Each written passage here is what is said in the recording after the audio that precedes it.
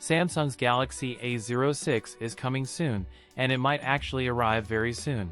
The device has now been listed on Samsung India's support pages, with the model number SMA065F/DS. The Galaxy A06 has previously been certified by the Bluetooth SIG, NBTC, and the FCC. The phone comes in 3 colors, black, white, and yellow. It has the same pinstripe pattern as its predecessor. The Galaxy A06 flaunting a flat frame and screen. The right spine of the Galaxy A06 gets the usual volume rocker and power key. The bottom panel can be seen housing the USB Type-C port sandwiched between the 3.5mm headphone jack and the speaker grill. At the back, we can see a dual lens, a 50MP main camera with a 2MP depth sensor next to it, an 8MP selfie snapper. The A06 feature a 6.7-inch 720p LCD touchscreen. The Galaxy A06 will be powered by the same MediaTek Helio G85 SoC. It will pair that with 6GB of RAM. The prototype that ran Geekbench managed a single-core score of 1,644 and a multi-core score